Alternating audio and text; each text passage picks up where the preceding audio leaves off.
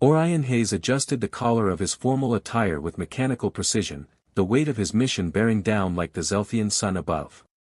From his vantage point on the landing platform, the crystalline spires of Kereth, capital of the Zelthian Empire, shimmered like fractured rainbows. To his left, the towering skybridges arced between glass towers; to his right, the jagged horizon reflected the crimson light of the dying day.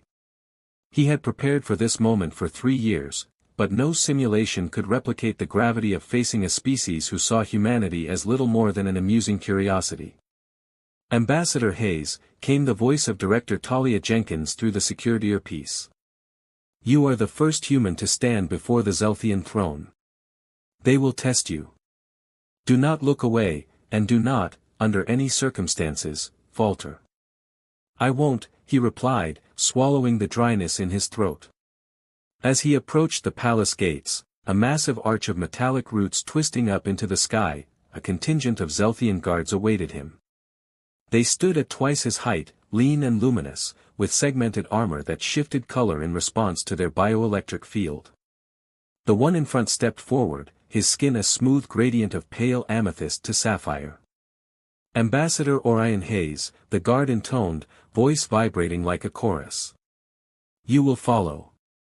No greeting. No welcome. Just command." Orion nodded and followed in silence, his diplomatic attire a sharp contrast to the alien opulence around him. The hallways were constructed from living crystal, pulsing with bioluminescent veins, and the air carried a scent like ozone and crushed flowers.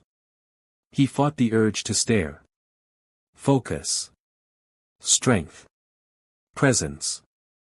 When they reached the throne room, the atmosphere shifted. It was vast and impossibly high, with translucent balconies where Zelthian nobility gathered. Their skin tones ranged from pale pearl to stormy indigo, all shimmering under the trio of suspended artificial suns. At the far end stood the throne, carved from a single block of radiant diamond, elevated above the polished floor like an altar. Seated upon it was Empress Navara. She was unlike any other Zelthian Orion had seen. Her skin was a deep, iridescent violet that shifted subtly with every movement. Her eyes were molten gold, unblinking, intense. Her crown of living metal coiled and moved like a sentient being, reacting to her emotional state in fractal patterns. Her gaze pinned him as he approached. "The human ambassador approaches," the royal herald announced, his voice echoing like a resonant gong. Orion walked forward, measuring each step. When he reached the designated distance, he lowered his head, then performed the intricate Zelthian greeting gesture, palms open, arms crossed diagonally, followed by a slow, deliberate rotation of the wrists and step backward, a symbol of mutual strength and acknowledgement of hierarchy. Silence. Then laughter. It began as a soft chuckle from the Empress. It swelled into laughter that filled the chamber. Her courtiers joined in, their chiming voices harmonizing in ridicule. "Is this truly the best Earth has to offer?" Navara's voice rang out, smooth and sharp. She rose from the throne and descended the steps with feline grace. "A creature who gasps under our gravity, whose flesh cannot withstand our air without filtration. Fragile. Trembling. And yet, you carry yourself with pride. Why?" Orion didn't respond immediately. He let the laughter fade, let the silence reclaim the space. When he finally spoke, his voice was calm, steady. "Because pride, Your Majesty, is not built on what one appears to be. It's built on what one has survived." The chamber quieted. Navara stopped a few feet from him, tilting her head slightly. "You think your survival earns you a place in the Empire's regard? You bring no technology we do not already surpass. No fleets to rival our might. No cultural advancements of consequence. Earth has barely emerged from its planetary cradle." Orion raised his gaze, meeting hers directly. "But we adapt. We learn. We find strength not in solitude, but in diversity. And diversity, as the histories of countless fallen empires show, is the key to survival." Her expression didn't change. But the court rustled with murmurs. The living crown atop her head shifted to a slow, circling rhythm. "Bold words," she said at last. "Perhaps even, interesting." She turned and returned to her throne, sitting once more with the air of a goddess indulging a mortal. "Your proposal is received. You will remain within the eastern wing of the palace as our guest. Until the court decides if your presence merits discussion." He bowed slightly, understanding the truth beneath her velvet words, a gilded cage. A slow humiliation. Orion's quarters were beautiful, spacious, and carefully designed to remind him that he was not welcome. The gravity was tuned slightly higher than comfortable. The oxygen was just below optimal. The surfaces were unfamiliar, the interfaces frustrating. His meals were exquisite but unrecognizable. Every servant that attended him did so with distant politeness, always watching. 21 days passed. On the 22nd morning, before sunrise, 2 royal guards appeared without announcement. "You will accompany us," one said. Orion said nothing, simply dressed and followed. They led him through the palace, past levels he hadn't been permitted to see, up to the Imperial Observatory, a towering dome of glass and kinetic metal. It perched on the highest spire of Kereth, overseeing the stars. Empress Navara stood alone beneath a suspended model of a solar system, her back to him. "Ambassador Hayes," she said without turning. "Tell me, what does Earth know of cosmic anomalies?" "That they exist," he replied carefully. "And that most of them are poorly understood." She turned, gesturing. The model expanded, zooming outward to reveal a dark, spreading anomaly, a mass of shadows coiling through the void, veined with threads of dark energy. "The void cascade," she said. "A phenomenon we once believed to be myth. It occurs once every 12 million years. And it is moving toward us." Orion studied it, his blood turning to ice. "How long?" "4 months for Zelth Prime," she said. "Perhaps 6 for Earth. It devours all forms of energy. Even biological. Nothing remains. What can be done?" "We have theories," she said. "But not the means." Her gaze met his. For the first time, Orion saw uncertainty. "You said humans survive by adapting," she continued. "Your scientists possess technology we find crude. But clever. Dimensional pockets. Energy folds. Our empire has resources. Your people have desperation. Perhaps together, we may endure." Orion nodded slowly. "Then let's begin." For the first time, Empress Navara smiled. And it wasn't cruel. The Zelthian vessel drifted over Earth like a silent blade, its obsidian surface absorbing light as it descended through the upper atmosphere. Below, the Alps gleamed with late spring snow. From within the observation deck, Orion Hayes stood beside Empress Navara, watching the descent with a heavy heart and measured breath. "They will not trust you," Orion warned, not unkindly. "Your name is whispered with fear among Earth's leadership." Navara did not turn to look at him. "Then let them fear. Fear often precedes understanding. And sometimes war," he replied. Her golden eyes flicked toward him. "You fear me too, Ambassador?" Orion met her gaze. "I did. Now. I fear that time is running out for all of us." Navara said nothing more. Below them, Geneva's central district gleamed beneath a transparent dome. Once a diplomatic capital, it had become the nerve center for humanity's interstellar crisis response.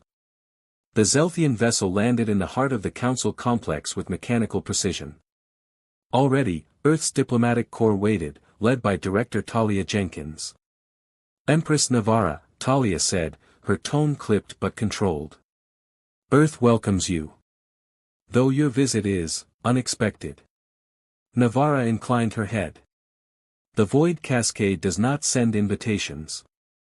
Orion winced. "Shall we begin the briefing?" he interjected. In the subterranean labs beneath Mont Cervin, tensions brewed thicker than the reinforced atmosphere shielding the facility. Human scientists, led by Dr. Nadia Patel and engineer Rowan Lee, exchanged clipped words with Zelthian researchers, including Javak, who regarded their human counterparts with wary disdain. Your theoretical model lacks stability, Javak stated.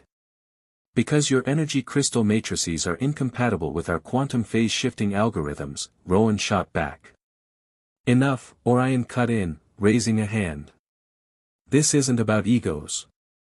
It's about survival. Navarra, standing in the back of the room, observed the interaction with unreadable calm.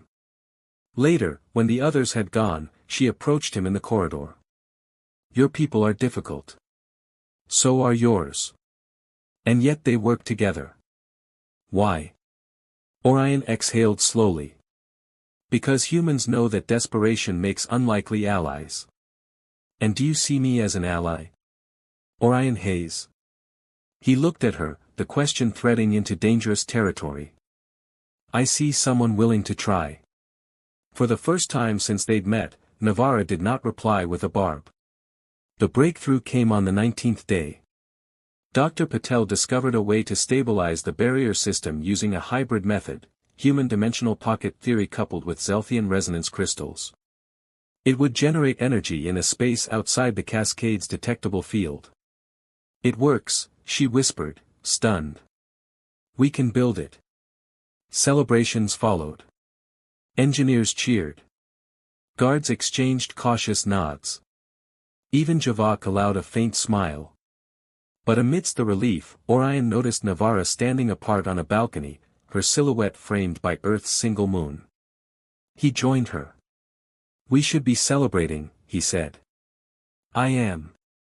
Internally. You're worried. I am, aware, she admitted, then turned to face him. Orion. If this project fails, we both die. Our species die. I was not raised to consider such vulnerability. No one is, he said. Something passed between them then, a stillness. A pause. The kind of silence filled not with discomfort, but recognition. Your moon is beautiful, she said at last. You're not so bad yourself, he replied. Her lips twitched. Was that a human attempt at flirtation? I'm out of practice. So am I. Construction began in orbit above Jupiter's shadowed side, where the barrier array would anchor its energy field and deflect the cascade's path. Joint vessels, human and Zelthian, formed a delicate scaffold of gravimetric anchors and energy converters. Orion, now coordinator of the Joint Task Force, spent sleepless days directing logistical operations, political diplomacy, and crisis management. But his nights, when he could steal a moment, he spent speaking with Navarra. Sometimes, about strategy. Sometimes, about nothing at all. Do you believe in fate? She asked once. No. Neither did I, but meeting you feels inconvenient. He laughed. I've been called worse. 29 days before activation, disaster struck. A sabotage attempt by isolationists, human extremists who rejected alien collaboration, detonated a microcharge in one of the key array nodes. No one died, but repairs would cost critical time. In the aftermath, Navarra stood before a human delegation, her voice like steel. If your people prefer extinction over alliance, we will remember that as your legacy. They don't speak for us, Orion said beside her. She glanced at him, then softened. I know. Later, alone in the orbital engineering bay, Orion found Navarra sitting in a silence so deep it felt like mourning. I have spent my reign never doubting my choices, she said without looking up.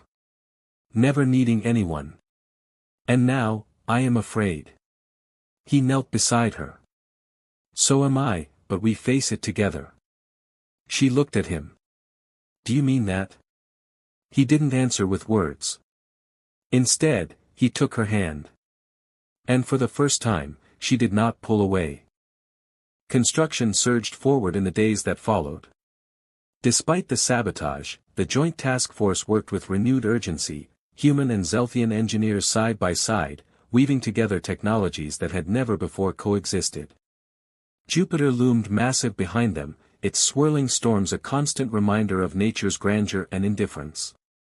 Inside Orbital Station Helix 1, the main coordination hub, Orion stood before a hollow projection table flanked by scientists, engineers, and diplomats. The blueprint of the barrier system glowed in pale blue light. Section 4 still lags behind, Rowan Lee reported. We need 2 more gravitic stabilizers and 1 quantum regulator to keep the structural field balanced. The Zelthians have a prototype regulator, Orion said. Javak, can your people spare it? If it is returned undamaged, Javak answered, though the slight incline of his head suggested growing trust. Good. Schedule integration in 12 hours. When the meeting adjourned, Orion remained behind. Navarra joined him in the silence. You lead well, she said softly. He gave a tired smile. You still outrank me. Not here. Not now. Rank doesn't mean what it once did. Survival resets all hierarchies. I suppose that's one way to look at it. She studied him. You haven't slept in 2 days. Haven't had time. She stepped closer. If you fall, this alliance collapses. Rest isn't weakness, Orion. I'll rest when the array is built. No, you'll rest now. He looked at her, genuinely surprised. Are you ordering me? I am, suggesting. Strongly. He laughed for the first time that day. Rest came not in a bed, but in a quiet observation chamber with curved glass walls.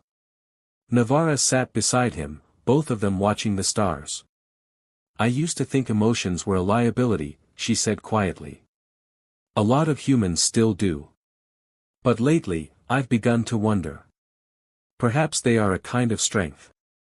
Orion didn't reply. Instead, he reached out, fingers brushing against hers. She didn't move away. Your people, love easily, she murmured. Not easily. But freely. Navarra was silent for a moment. And you? Do you? He met her gaze. I could. The next day, another challenge arose. Zelthian leadership sent a high counselor named Cerex to inspect the project. Tall, skeletal, with skin like burned glass, Cerex viewed humans as a temporary necessity at best. This collaboration threatens our purity, he declared in a private meeting. Our Empress should remain distant. Above. Your Empress is saving both our worlds, Orion replied. Cerex sneered. By entangling herself with a lesser being? Navarra entered just as the words fell. Enough. Cerex bowed deeply. Forgive me, Empress. You question my judgment. I question only the cost of intimacy with those who will not outlive us. Navarra approached him, her voice low and dangerous. Our survival depends on unity. Your fear masquerades as tradition. Leave, before you embarrass the Empire further. Cerex left in silence. Orion turned to her. Thank you. Don't thank me. That wasn't for you. That was for what we're building. Then let me help you build it. Construction reached 78% completion within 2 more weeks. Optimism spread like a slow sunrise. Navarra's interactions with the human team grew warmer. She began to learn their names, ask about their families. When one technician, Ellie Juno, collapsed from exhaustion, Navarra personally ensured her recovery, even donating trace minerals from her own reserves to stabilize Ellie's blood chemistry. I never thought she even knew my name, Ellie said afterward. She didn't, Orion replied. Until now. In private, their bond deepened. Orion found moments of silence with her to be the most profound. They sat close in darkness, sharing thoughts not yet voiced. When this is over, he asked one night, what happens to us? Navarra did not answer for a long time. I don't know. Politics may not forgive us. Biology may not favor us. But if we survive, we choose. Then I choose you, he said. I choose you, she echoed, almost surprised by her own voice. The final calibration test occurred amid tension. A misalignment in the energy field created a dangerous fluctuation, nearly rupturing one of the gravitic stabilizers. Emergency protocols kicked in. The entire array teetered on failure. Engineers scrambled. Navarra descended into the control core herself. You shouldn't be here, Orion called after her. Then why are you here? Because you're here. Side by side, they manually rebalanced the crystalline matrix, absorbing doses of radiation that would leave them weakened for days. As the system stabilized, Navarra leaned against a support beam, her breathing shallow. You risked too much, Orion said. So did you. We can't keep doing this. No, she said. But we can finish what we started. He touched her face, gently. And then we see if the stars have room for impossibilities. The barrier system, codenamed Aegis, hovered like a ring of fractured light above the gas giant. Its massive hexagonal arms stretched across the void, vibrating with the pulse of a hybrid engine, half Zelthian resonance, half human dimensional phasecraft. The final countdown had begun. On the command deck of the orbital command ship Unity's Edge, Orion stood with hands clasped behind his back, eyes fixed on the central projection. The cascade, a churning anomaly of entropy, approached from the distant dark like a godless tide. 6 hours to threshold breach, announced Dr. Nadia Patel, her voice clipped but calm. We must begin energy field calibration within the next 90 minutes. Navarra entered the chamber quietly. Despite the urgency, her presence still changed the air. She wore a reinforced synthesis suit, tailored for high radiation tolerance, its violet and silver layers fitting her form like coiled light. The moment their eyes met, the noise of command chatter faded for a breath. I heard about the reactor overrun on Array Segment 5, she said, walking beside him. Contained. Barely, Orion answered. We're running out of barely. Navarra studied the cascade's projected trajectory. You still believe we can divert it? I believe we must. Preparations intensified. Across the fleet, human and Zelthian crews conducted last-minute checks. Calibration drones skimmed the outer rings of Aegis. In the medical bay, radiation shielding protocols were reviewed. No one expected to walk away untouched. Some didn't expect to walk away at all. Navarra and Orion found brief solitude in the auxiliary observatory. We have calculated a 90% chance that the manual calibration chamber will require internal adjustment once the energy grid is initialized, Javak explained earlier.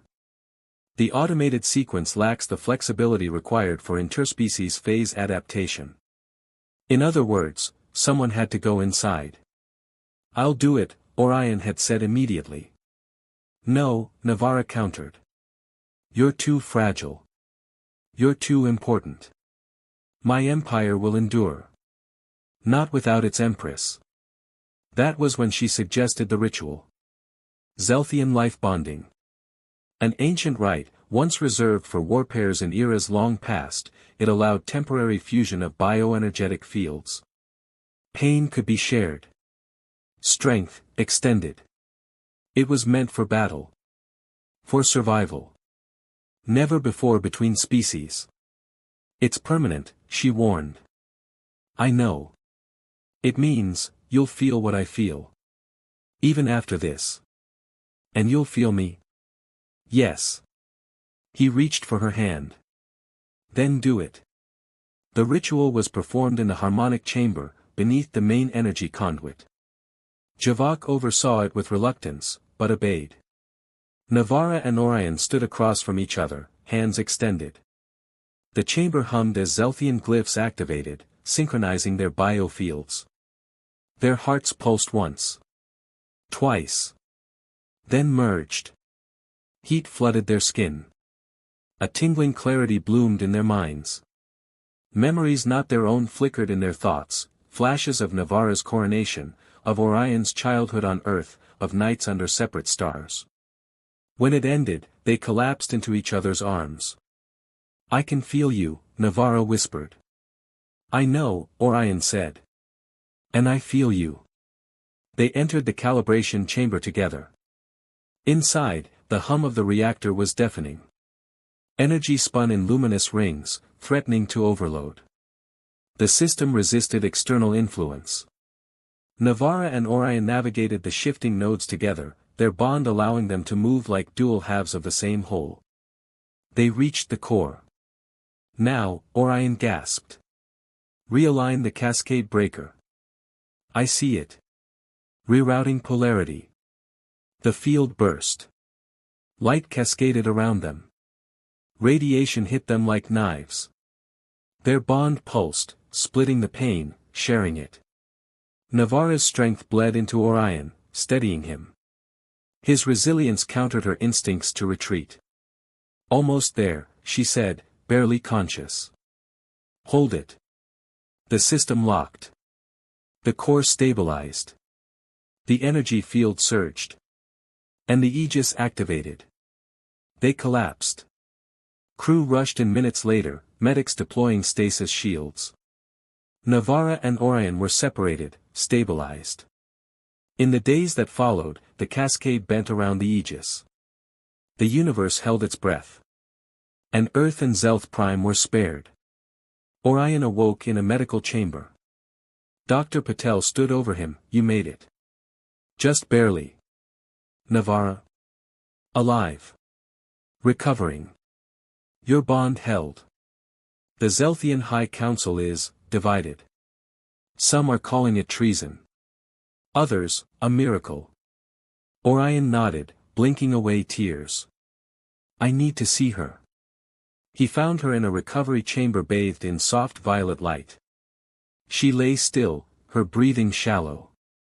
Then her eyes opened. "You're here," she said. "Always," he replied. She reached for his hand. "We did it." "Yes. And now everything's changed." "Good. It needed to." She smiled, weakly. "You taught me pain. Not as a weapon, but as connection." He pressed his forehead to hers. "And you taught me strength.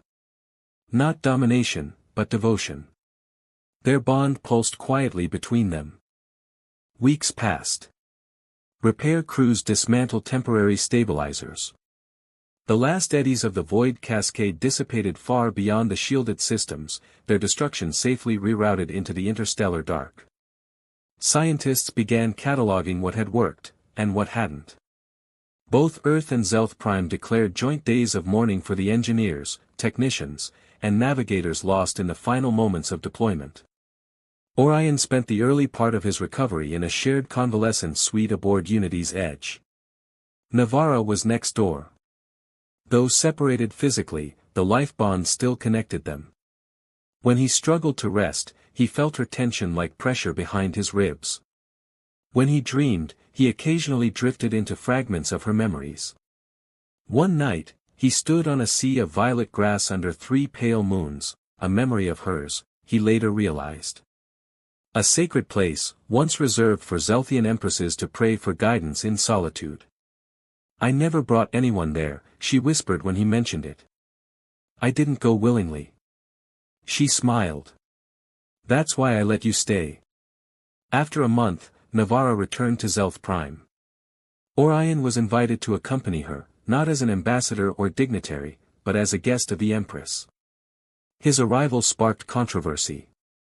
Protests rippled through the outer provinces. Ancient factions condemned the life bond as blasphemy. Others celebrated it as evolution.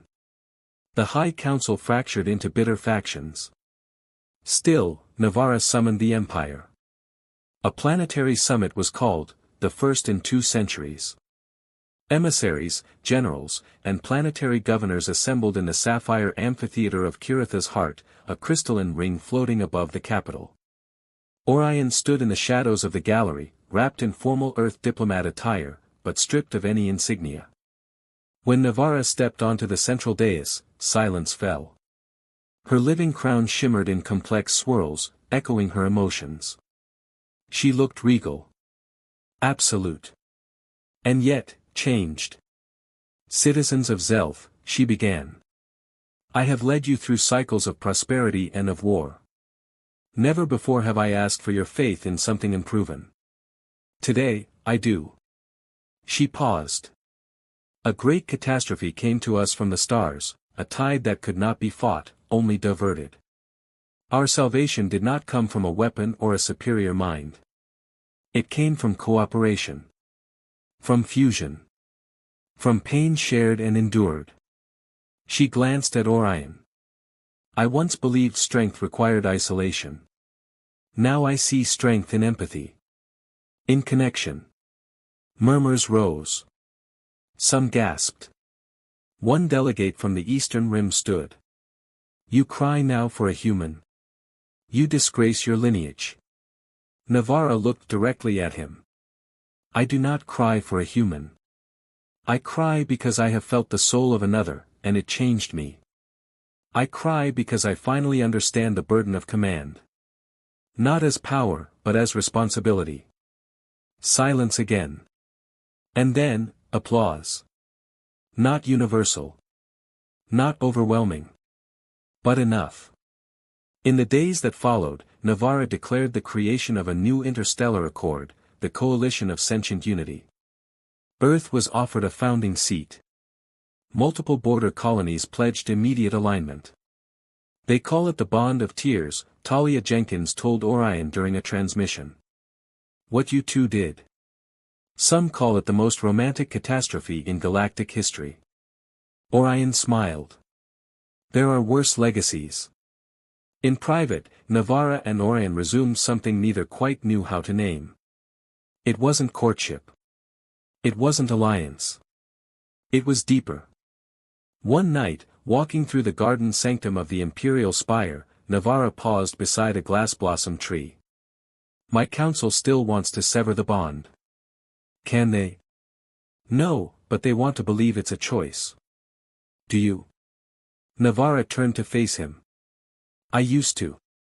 I used to believe we could walk away, pretend this connection was a tactical anomaly. Now. Now I feel you in every decision I make. Every thought. You're not in the way. You're in the rhythm. He stepped closer. And you are the breath that steadies me. She reached for his cheek. I used to dream of command without flaw. Now, I dream of a future with complexity. With you. He kissed her gently. And this time, the stars didn't threaten to fall. 6 months later, a new diplomatic vessel launched, the Symmetry. Co-designed by Earth and Zelthian engineers, it featured dual-language AI, mixed-species crew quarters, and navigation systems based on both quantum resonance and Zelthian pulse-path harmonics. Orion and Navarra stood on the launch deck together.